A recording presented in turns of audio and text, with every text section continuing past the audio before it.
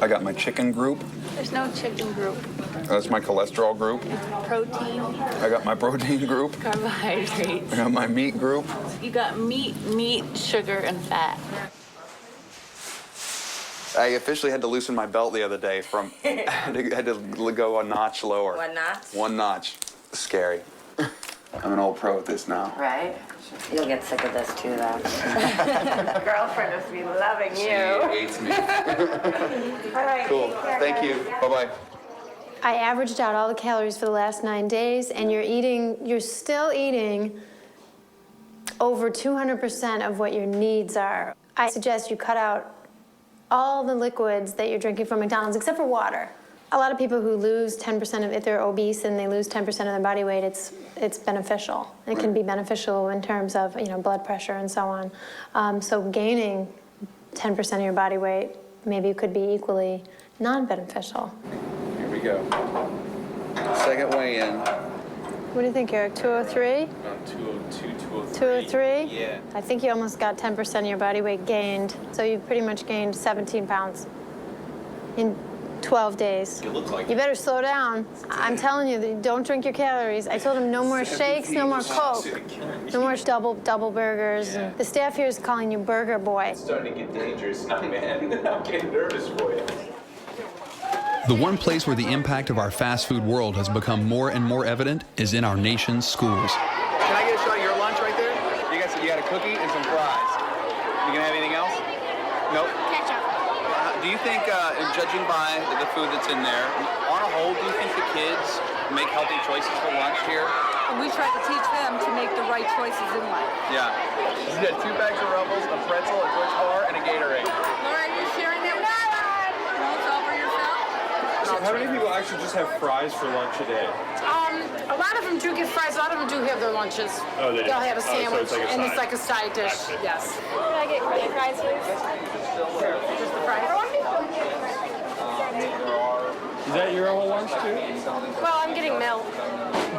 It's my calcium and vegetable. Can I ask some fries, please?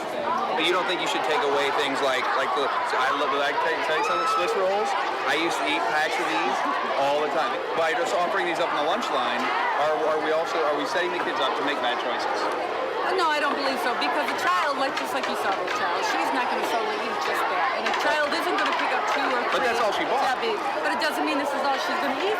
Right. You have to follow her back to her table and say, We got to go find Lori, see if that's all she's going to eat.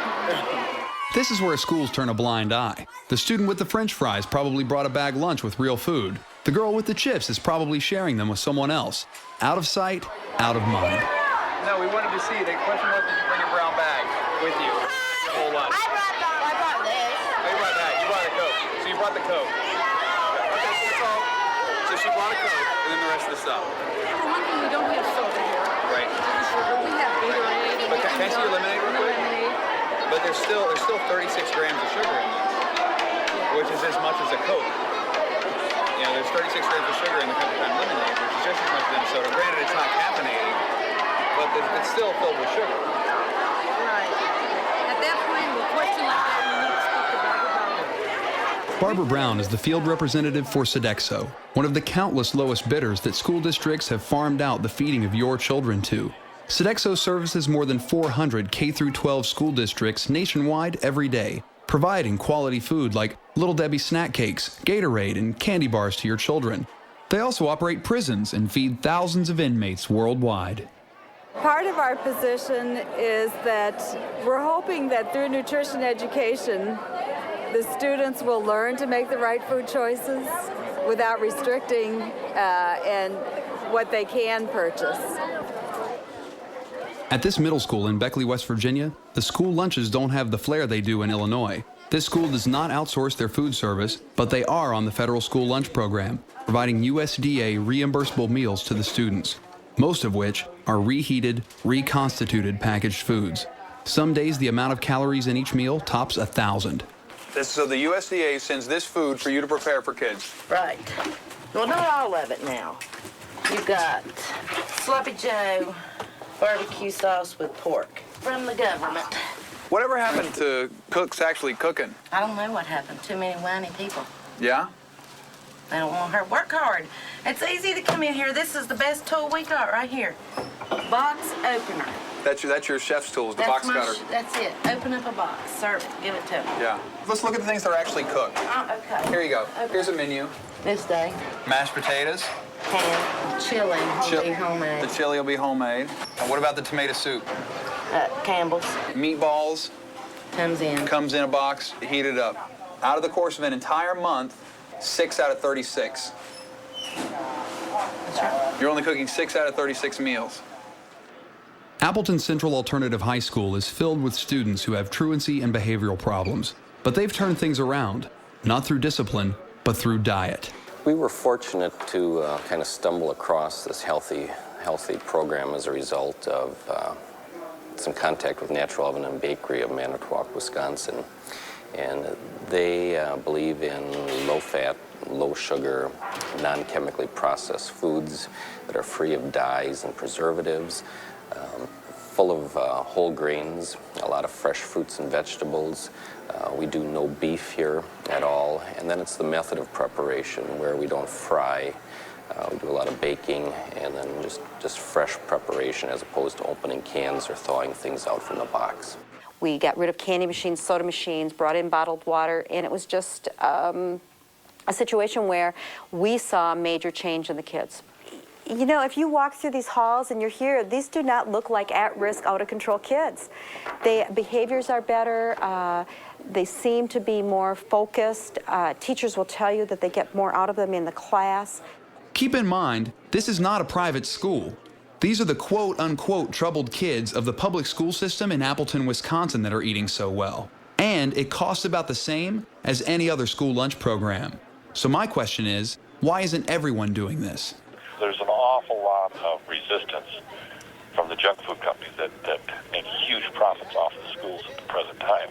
They don't want to get kicked out of the school system. They want to be there to addict the children for life.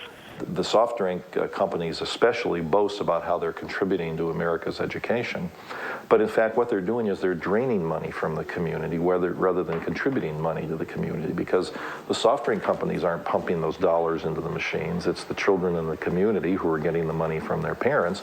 And instead of that money going directly to education, the soft drink companies are taking a cut of it and, you know, walking away rich as a consequence. We just banned soda in our school district, and the sugar here shows you how much sugar a student will drink in a week of just soda. Forget about the rest of the food they eat. And some of these companies are really opposing the ban for reasons of that we would lose revenue. And it's not about money. It's not about economics. It's about health. Oh, the McDonald's Texas Homestyle Burger Meal. That's a local specialty. So it's kind of like a Big and Tasty, but only. Except the Big and Tasty comes with mayonnaise. Comes with oh, then you know what? I need the McDonald's Texas Homestyle Burger Meal, please. Would you like to supersize it tonight? Oh, yes, I would. Do a lot of people supersize it? Yes. Yeah, like say you ask 5 people. How many of those 5 do it? Actually, I get mostly all of them. Oh, mostly all of them? So you just say you're batting about 100%. Yeah. See that? She's that good. Deborah's that good. So first meal inside the restaurant that I went in to get, and they asked me to supersize it. We're going to keep little tabs, see how many times they asked me to supersize it here in Texas. Because Texas, out of the top 15 fattest cities in America, Texas has 5.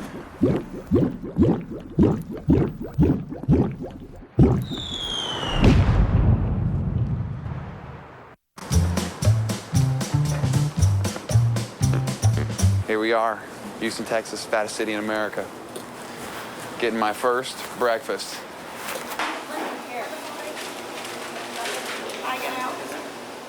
When it comes to the topic of obesity, many people are quick to point the finger at various foods and food companies. But the Grocery Manufacturers of America, a Washington, D.C.-based lobby group whose mission is to advance the interests of the food, beverage, and consumer products industry, are quick to shift the focus away from the companies they represent and to remind everyone that there's more at work here than just eating poorly. We believe very strongly in our industry and in other industries. I think you'll find there's a growing consensus that the solution lies in good education. We have to get good information to parents so that